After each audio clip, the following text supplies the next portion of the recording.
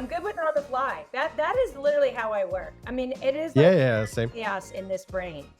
So we can talk about like That's good. We also have a lot of chaos. You And know what? I can tell you from having been in the bed for like just 4 days now with the man flu, I feel like whenever I talk or laugh, I'm one of those guys at the bar who's been there for too long, for too many days in a row, and been smoking 2 packs of cigarettes my entire life. So Okay. let's see how the radio show host. You know what? I think we have material to kind of cut something up. That could be good. You know, let's jump ahead here. We'll do post-production. So whom we have here today, which is pretty exciting, is Jill. I mean, you have been in B2B SaaS now for like a fairly long time. I would say you've been there from the beginning. You've been one of the first, I think, 100 employees in Salesforce, which is crazy. You've worked at Eloqua, you've worked at Oracle, you've worked at Marketo, you have been a professional speaker. Obviously, you've worked in, Stage 2 Capital, was kind of an operator fund, actually kind of raised all of that stuff. And throughout your career, and we're going to drill into this a little bit later on, you've kind of evangelized a couple of things, almost starting, I don't want to say starting them from scratch, maybe kind of you qualify this a little later, but you've basically kind of, build out marketing automation as, a thought leader. You have built out social selling as a thought leader. And now you're working on the next piece, which is basically Nearbound, ecosystem, partnerships, communities, and so forth, right? Kind of, which is arguably could be kind of the next frontier that we're looking at right now, right? But Jill, did I miss anything? Did I add too many logos to this? Is it too few logos? What's up? Yeah, no, you did. You hit the big ones, right? And I think the thought leader, though, I didn't become a thought leader until I became a subject matter expert, and I didn't become a subject matter expert until I did the thing that I became the subject matter expert on, that then I was able to be a subject matter expert and the thought leader and also an evangelist. So I think it's important to know that this wasn't just earned through reading a bunch of books and doing a bunch of podcasts and speaking at a bunch of events. I did the thing that I talk about. Can you actually tell the story of how you, I want to say, stumbled into marketing automation? Because I think that illustrates exactly that point that you're making there and makes it abundantly clear for everyone, like, okay, got it. She's an actual expert in the field, and then kind of led to the evangelization of it. Sure. To set the background, though, I studied business in college. And so for me, I understand how businesses operate, right? How they make money, and really, how do you grow revenue and how do you do it profitably? And so this business background and this business acumen, bringing it into the world of software, into technology, this is where my thinking is influenced. I stumbled into SaaS, right? We didn't even call it software as a service when I joined Salesforce in 2000. So doing the math, that's like 24 years ago. Yes, I was one of the first salespeople who sold SaaS. And our biggest competitor at Salesforce, people won't even, if you're not old enough, you won't even know the company, but was Siebel. And it was on-premise software. So one of the first salespeople at Salesforce, one of my customers was Eloqua. And Eloqua was literally like the first marketing automation platform that, it wasn't even a platform, it was a tool, it was a product. And so Eloqua was a customer of mine at Salesforce. I was in sales. I always say I'm a sales professional trapped in a marketer's body. And the reason I'm trapped in the marketer's body is because for 10 years, as an individual quota-carrying sales rep at Eloqua, employee number 13, when I joined Eloqua, my buyer was marketing. And so for me, really, like, I talk about this business acumen, but customer acumen. And so selling into marketing, I've read as many books on marketing as I have on sales. But what I'm a real student of is the customer, of the buyer. And so this business acumen and this customer acumen, and then as an individual quota-carrying sales rep, sales acumen, and understanding how buying has shifted and continues to shift, that is how I stay ahead of what we're doing in terms of from a go-to-market perspective. Okay, everybody wants to win customers, keep customers, and grow customers. Well, what's happening in terms of how people are buying? Does that make sense? Yes. Would you say, I mean, the next logical thing here, and maybe you just weave this in, is like the social selling piece, right? Because to a degree, that is something that has also changed, right? People are, generally have always been buying from people, but social selling is now amplifying this. Suddenly it's an actual tactic that you can deploy, right? Is that also how you stumbled into the social selling piece? Tell us a little bit more about that. Sure. I was a rep at Eloqua, and LinkedIn, I was one of the first million members on LinkedIn. I immediately saw LinkedIn not as where I posted my resume, but as literally like a database of people. And I remember early days at Salesforce, the only way you knew who worked at a company was the company website. And the only people on the company website were like the exec leadership team. Well, when you're selling software, you're not just selling to the C-suite. And there's a surround strategy, right? There's multiple people involved in the purchase decision. And so if you're selling Salesforce automation, you want to know sales ops, right? You want to know who's in charge of compensation, sales compensation. And so when LinkedIn came onto the market, I'm like, oh, wait, this is a database where I can go find more people at the company. What I had been doing before was like getting autoresponders, like a vacation autoresponders, and seeing if you have questions about X, then contact Y. And then those were new names I could put in the database, in the CRM database in Salesforce. And so when LinkedIn came on the market, I'm like, holy moly, this is a great way to go find more people who are involved in the purchase decision. And what became obvious over time was that LinkedIn is a network.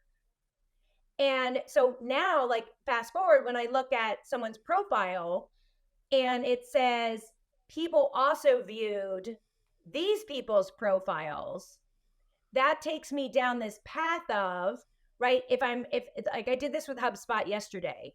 So I'm looking at who is, head of product at HubSpot. And then on the side, it says people who view Karen's profile also view Scott Brinker's profile. And Scott is in charge of platform at HubSpot. People who view Karen's profile also view Christian, who's in charge of sales. People who view Christian's profile also view G2's profile, who's in charge of, customers. So it's just this network. And that's where social selling, one was doing the research on the buyer, the buying committee, and the smarty pants people who influence the buyer. But then it was like that research wasn't just of who the person was and what their skills are and their background and where they worked and who they're connected to, but it was also like what they're reading, what they're engaging with from a content perspective, and me being able to also share content. So social selling evolved over time, but I was part of that. I mean, the feed wasn't something that was at LinkedIn from the beginning, right? This was actually something fairly recent. It's like 5 years ago or something like this, right? And I think this is what people now think about social selling. Is like, well, you kind of post there, you get known and so forth, right? But in your case, it's almost it's also kind of working yourself into the organization and using it for that, right? Yeah, surround strategy. Right? Like never like multi-threaded. You never want to be single-threaded in an account. You want to be multi-threaded within the account, right? Sell to power, but also I believe in like top down and bottoms up. I'm all about like who's on the front line, hands on keyboard, but then who's also like making the decision, the purchase decision, and then who are all the people in between. And kind of, I'm going to pick up on the, the surround strategy, because that's almost kind of the keyword for the next thing, right? Because it's, while on the one hand side, you're kind of, okay, here are all the kind of micro decision makers in the account, you need to manage that. And yes, they're, champion and influencer and economic buyer and whatever. With Nearbound, and you tell us a little bit more about this maybe in a second, you're almost going, the macro of that, right? What are the influencers that are sitting outside of the account? It might be a vendor, it might be another partner, it might be another customer, it might be, is something else, a supplier maybe even, that are sitting around the account that actually also shape a buying decision potentially, right?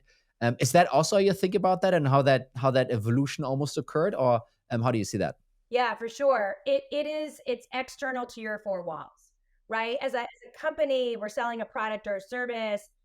We really get focused on what's inside our four walls, like our marketing team, our product, our salespeople, our customer success people, our professional services people.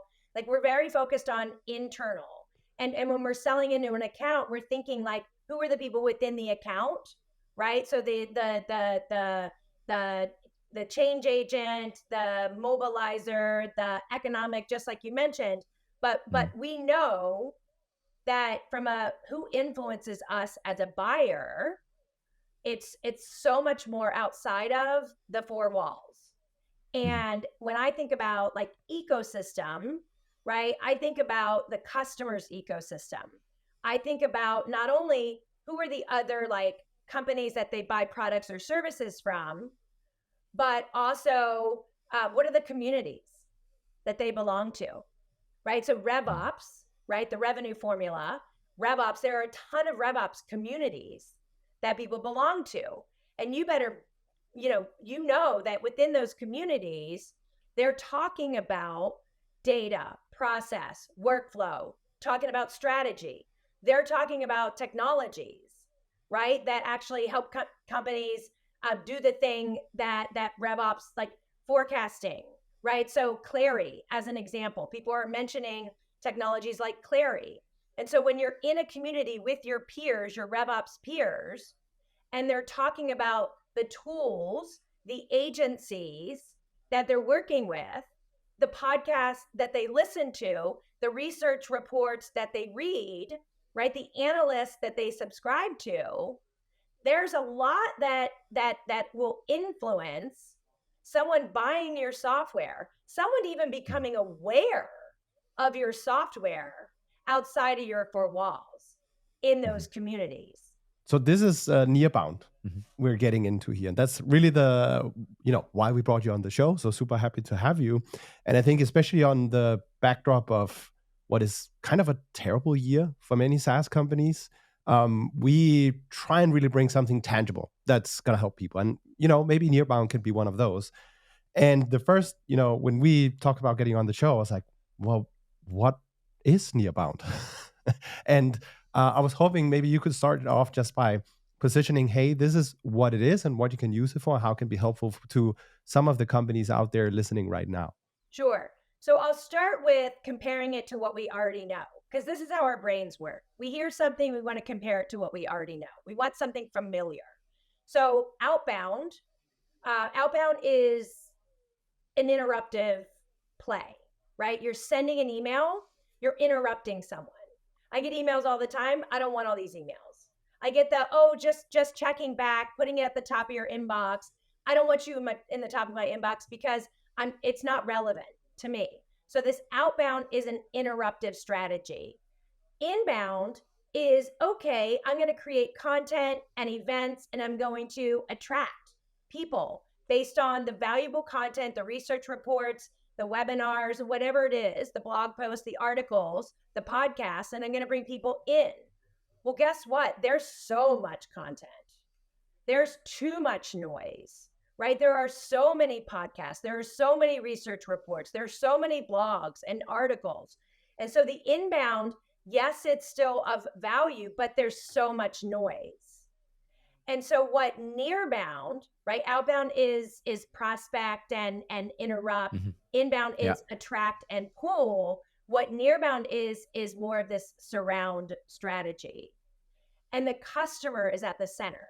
And you ask yourself, who surrounds the customer? Who has the customer allowed into their circle of trust, right? Who influences the customer? Where do the relationships already exist with that customer?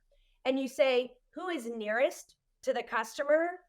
And how do I get nearer to the customer? By getting nearer to those who are nearest. Think about the circle, right? So it's this circle approach with the customer at the center. And when we talk about like the movement that I'm really focused on, yes, is Nearbound broadly, but it is the partner ecosystem. An ecosystem, the era of ecosystem, we are in the beginning of it. And when you think about tech stacks, right? If you think about just the one that everyone listening to this will be very familiar with, the sales tech stack, the MarTech stack, the CS tech stack, collectively the Rev tech stack. When you think about that, the go-to-market tech stack, yes, we have that, but there's also like HR tech, there's fintech, there's med tech. Every ecosystem has a tech stack, right? Cybersecurity, how many different layers within cybersecurity exist? A lot. And so what's happened is we have too much tech. We have too many software solutions, and so many that don't actually work together.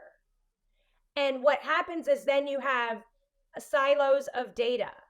You have disparate, disconnected data sets.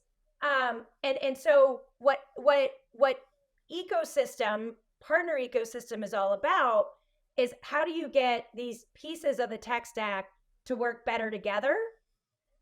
And then what are the services, the solutions, the agencies that can actually bring all of that together so that it works more seamlessly, more elegantly together? And I think we talk a lot about integration partners and about tech partners, but I think 2024 we're going to see a whole lot more emphasis on services and solutions partners.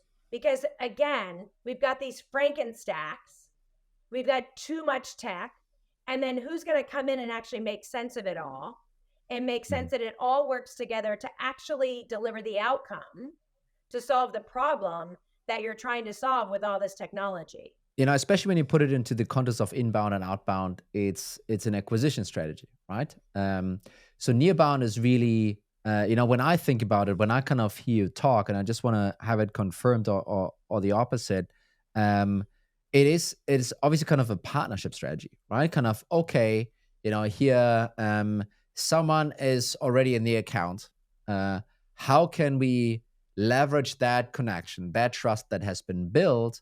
How can we leverage that in order to, also penetrate the account is number one. And then number two, okay, who else is here? Let's just say after you've sold, after commitment is done, after your onboarding, who else is here? With whom do we need to, or could we build an alliance to kind of, as a whole, almost get more sticky here, right? It's almost those two motions here that I'm thinking what this is about. I'm just trying to verbalize it and put in the same language maybe other people are listening, thinking about. Is that how you would also talk about it? And then, as one example, it might not only need to be another tech vendor. It might also be a service partner. It might be, someone else. It might be, I don't know, all kinds of different, suppliers, working with that account that basically then is to a degree revealed, pun intended, to it's kind of give you an idea like, okay, those are the folks also working here, which then gives me an understanding of like, where strategically could I move on this account in order to kind of make this potentially, a much, much better customer experience, first and foremost, but secondarily also, hey, we'll probably not get thrown out so easily.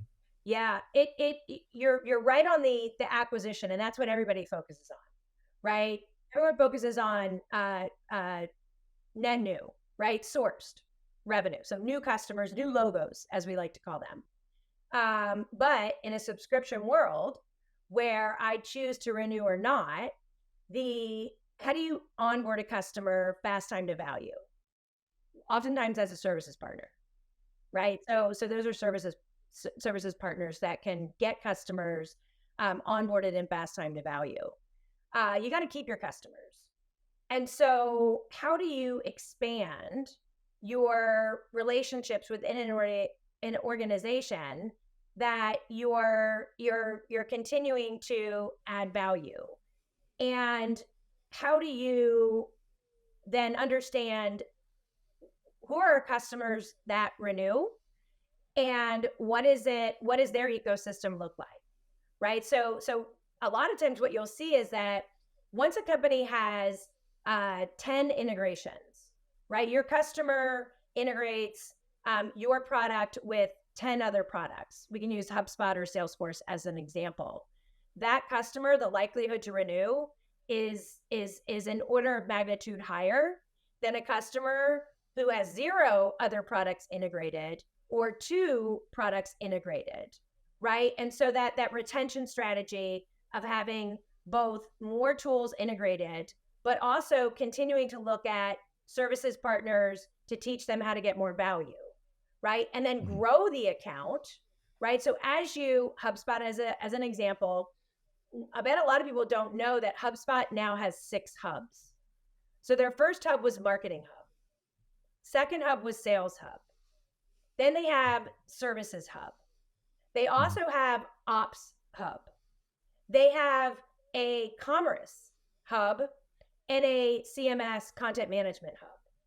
And so now HubSpot goes from a single product, a single hub, to 6 hubs and an ecosystem of 1,500 tech partners that are integrated to those various hubs.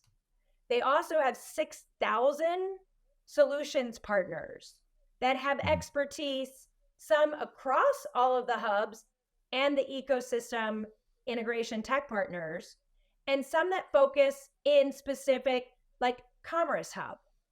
And so these partners, if you look at how do you get customers to use more hubs, you have partners that have area of expertise in Commerce Hub. And so you can bring those partners in to help you win more hubs from that customer. And also then what is that ecosystem of integrated tools into that additional hub? So it's looking at things more holistically, not just from acquiring a new customer, keeping the customer, and then growing the customer and leveraging the various partners that actually map to that bigger solution. I'm just having listened to this. I'm just wondering, how is this different just from classic partnership revenue, and even just with services? I'm sure many companies have had services partners beforehand to help with implementations, or whether it's BI and so on. What's kind of changed for this to become kind of Nearbound? Is there some new kind of additions that has changed this a bit from just being a partner kind of play? Or Yeah, I think the first thing that's allowing us to look at this as a motion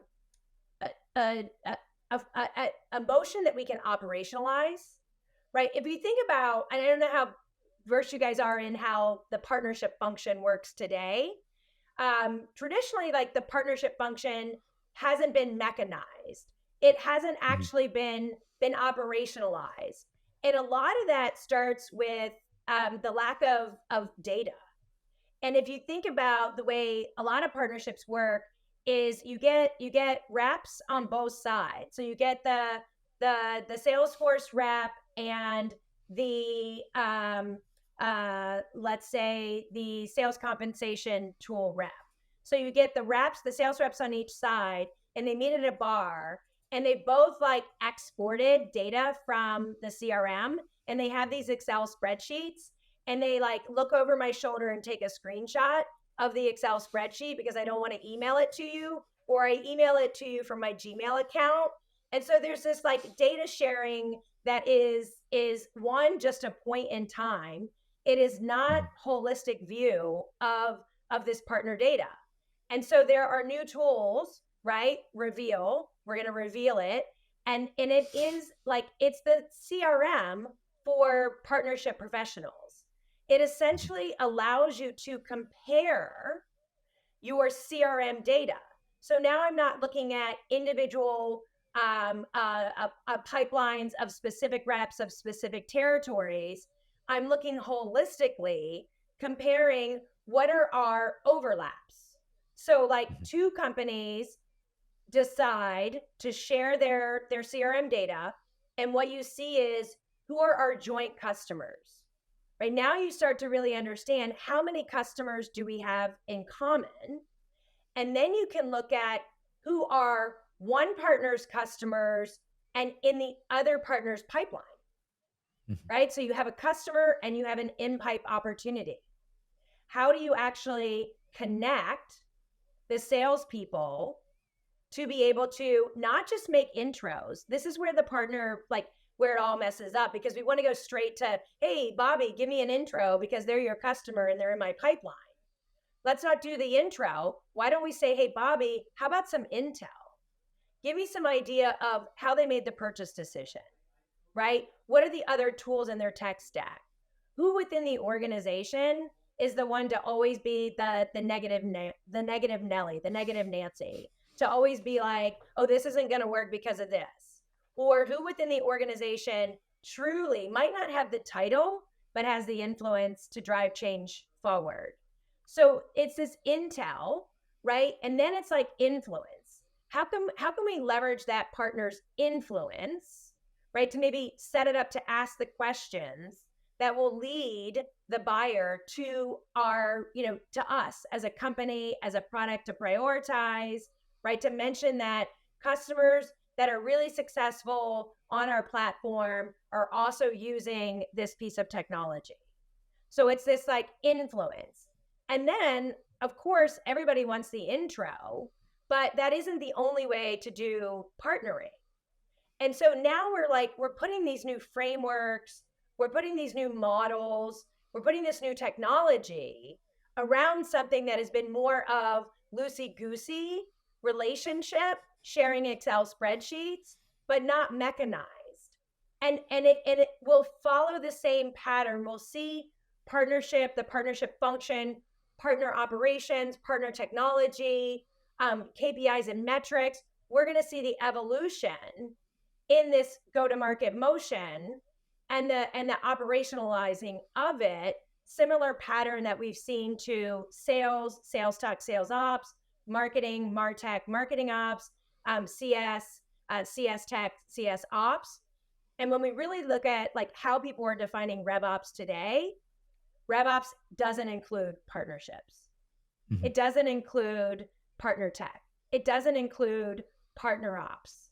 And it sits over here, barely exists, right? And it really where we want to get, because like where we make our investments in terms of dollars, how we allocate the dollars we're going to spend to market, sell, and service our customer base, that's happening today at that RevOps level, the go-to-market, right? The strategy mm-hmm. is being set, leveraging this data, this holistic set of data. But if your partner data doesn't actually make its way into where you're making your strategic decisions on how you allocate resources based on what is your customer acquisition cost?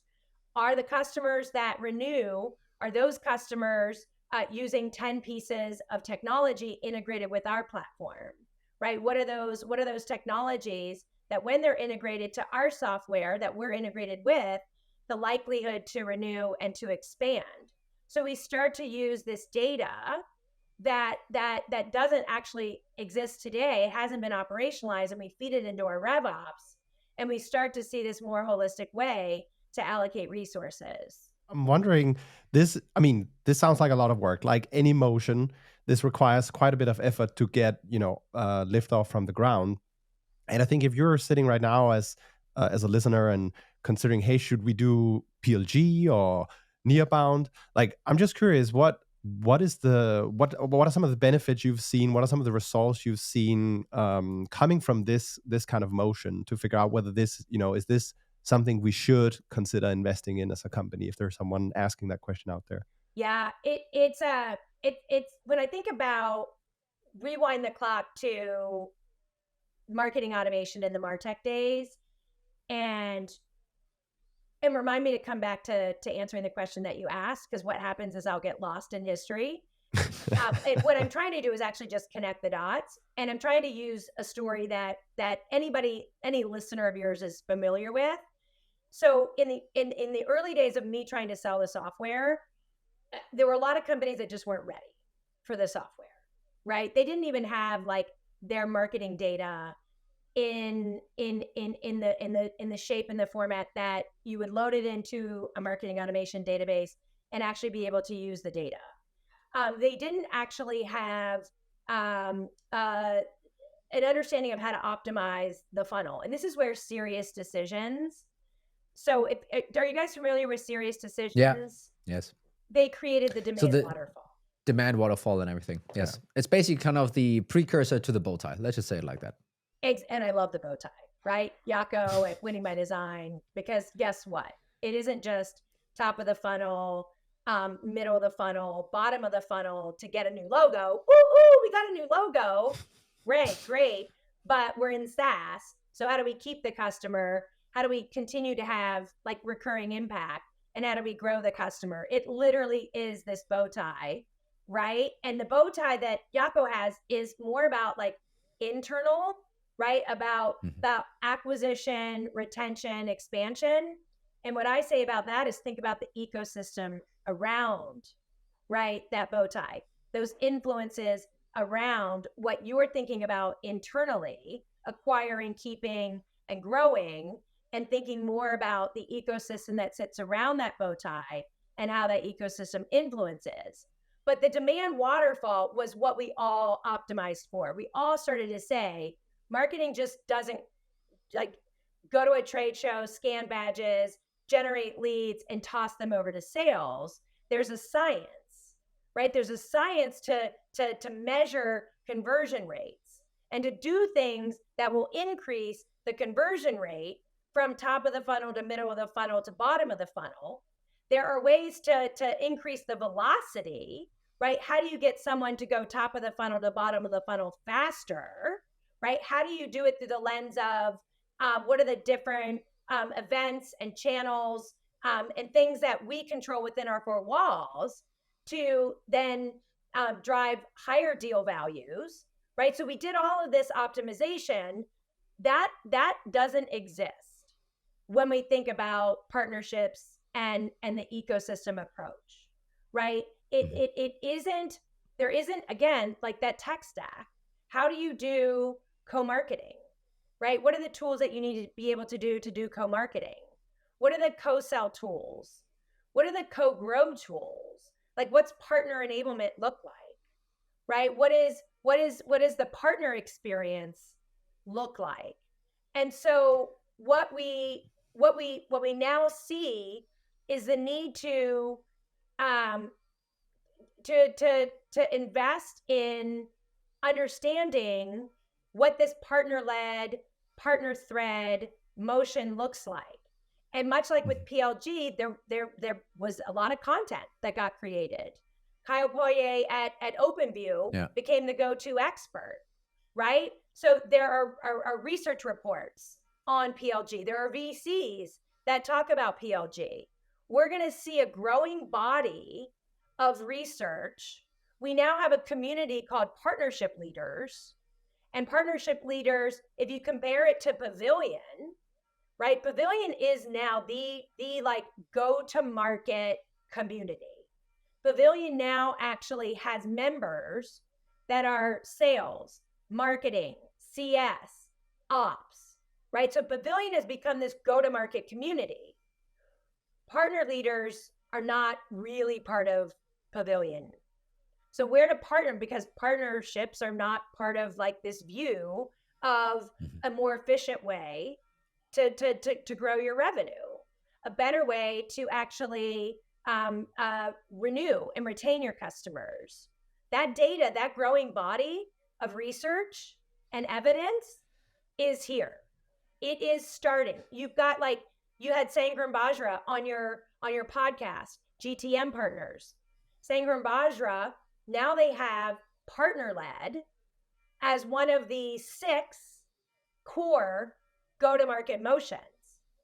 So we're starting to see communities, research, software companies develop this body of research and webinars and events and proof points, right? So let me take Box, the company Box, as an example. Mhm. They're at $1 billion in ARR. They now, on record, Aaron Levy, the fastest path to 2 billion in ARR is with, not through, but with their partner ecosystem. And so their partner team, the partner newsletter for Box partners is Nearbound, right? Like they're doing Nearbound sales and they're going through and teaching their partners how to actually better partner with Box, leveraging the 3 I's that I mentioned, right? Nearbound sales, how are we going to share intel? How are we going to leverage influence? And how are we going to make intros? Like Nearbound is becoming a word, a term that companies are using to actually describe how they're going to really operationalize and create programs and process around this motion. I think what is happening in the software players in the space starting to unlock some of this, right? And I've been there myself, right? I've been one of those guys that's like, hey, this other company, they're kind of complementary in terms of product. Let's figure out the overlap. And it's like, sorry, I'm not going to share my customer list because, it's mine.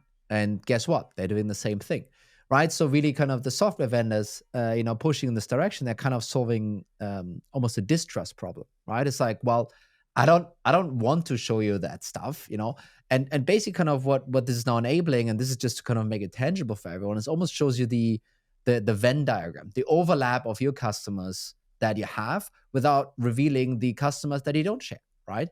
And then you could, as you establish that relationship and as that, data gets synced, I don't know, real time, whatever. Real time. You basically kind of more and more then build trust towards the partner, because at the end of the day, it's still, they will still be the partnership rep that sits there and needs to execute the deal, and there needs to be trust. They need to understand how this works out, and it's going to be Bob and Mary for sure. But basically kind of now you have a database to kind of have a intelligent conversation on. It's number one. And number two, you can also then expand that. It's like, okay, you know what? Actually, my pipeline, let's open up our pipelines to one another and see what that overlap looks like. Okay, interesting. Or let's go even further up. Should we do co-marketing? Is there stuff we can share? Do we have like a co-audience? Can we move into your audience? What can we do? Is it even fair, right? I have 100,000 people in my database. You have 10,000 people in your database. Maybe I don't want to do co-marketing with you. I mean, there's so many things that, this is now transparency that this is giving towards the different parties, where suddenly that collaboration is just the barrier to entry is so much lower suddenly, right? Because like it's almost like printing it out and sending the list of customers to someone. I mean, that is a pretty high barrier of entry, and now there's a click of a button, you can start collaborating. And I think this is where this technology is unlocking new behavior, right? And I agree with you, like, hey, really, this is at the beginning. It's really unknown. No one really talks about it, but eventually that will happen. And it's a really compelling story. And I do also believe, yes, I think there's a CAC payback argument to be had, that your partner-led acquisition will probably be cheaper than your inbound and your outbound, right? That is probably there. But I also do believe, and that's why I like it so much in context of the bow tie, it's not just an acquisition play, it's also a retention play, right? And suddenly you have like a tool that goes across, and this is almost, and you guys are still figuring out messaging, I'm sure, but this is almost where Nearbound is kind of confusing, because Nearbound, it doesn't really fit with the retention side of things to a degree, right? Because you put it in this inbound, outbound bucket, and that's all new base usually. And we want more. And it's actually pretty cool for both sides of the bow tie, right? So that's why I think it's really kind of an unlock. And then the last thought, and I'm just rambling off here, I had kind of years like, well, the data didn't exist, and therefore there was no partnership ops, therefore it's not part of revenue ops, therefore it's not part of the strategy, so to speak. it's similar to this. If it's not in the CRM, it didn't happen. It's like if it's not in data, it's not being taken seriously anymore by most of those organizations out there, right? And kind of pushing this now into this realm, I think is a really wonderful thing that happens with it, unlocking a completely new way of finding your way into accounts. And what was it? Obviously, kind of the 3 I's are awesome: Intel, Intro, and I Influence. forgot the third one. Influence. Influence. There you go. Yeah, I say that influence is the new inbound, right? And again, going back to I'm part of CMO Coffee Talk, and it's every Friday and 2 time zones, and it's a bunch of CMOs, heads of marketing of different divisions within an organization, and we have topics like AI is clearly one of the most popular. And when someone mentions an AI tool that they're using or an AI event that they're attending, all these CMOs are writing down that software. So like Jasper and Writer, and now there's a bunch of others that get mentioned. And you better believe that the CMOs in that coffee talk are writing those names down.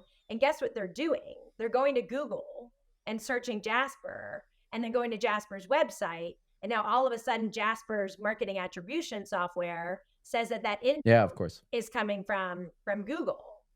That's not true, right? It's actually coming from outside influence. So influence is the new inbound. And there's a lot outside of our 4 walls that we're just not comfortable believing is actually happening, because our attribution software doesn't actually measure that. So you mentioned trust. There's a lot of trust involved in this new way to make investments in your go-to-market strategy and then where you allocate the dollars. But if you look at the 10 biggest cloud companies, every single one of those 10 largest cloud companies, Google, Microsoft, AWS, Snowflake, Oracle, ServiceNow, all of those companies have the most robust, biggest, and continuing to grow partner ecosystems. And every single one of those CEOs will say that they can't grow without partners. And so if you want to be one of the largest companies, or if you just want to grow, right, at a faster pace, then partners and partner ecosystem is something that you need to go start to learn about. Jill, I think we're coming up on time here. I could spend another hour kind of discussing this through, by the way, because it's a fascinating topic, and I don't think, to your point, Jill, I don't think it's been covered all that well. I think there's still lots of confusion. So yes, partnership, kind of get that. Oh, she's talking about communities a lot. What does that actually now mean? And now kind of this dark funnel is also Nearbound. It's there's all kinds of things kind of wrapped in here. But I do believe that this is starting to shed a little bit of light into this whole space. And Jill, this was fantastic. Thank you so much for spending the time here with us. Yeah, I really appreciate it. And there are lots of conversations to be had with lots of people who are actually at the forefront of this movement. And I would recommend to you, given your audience, I would say get Scott Brinker, who is, head of platform at HubSpot, who is Chief MarTech, right? And who is the landscape diagram of the ridiculous now number of technologies in MarTech. He is writing about partner ecosystem and he's writing about partner ops. And I think he needs a rebrand, because he's not just Chief MarTech, he's Chief Ecotech, ecosystem, partner tech, platform tech. He should be Chief Nearbound, I think. Yes, let's actually cut that out, and that is the clip I'll share on LinkedIn to promote this. Yeah. Chief Nearbound.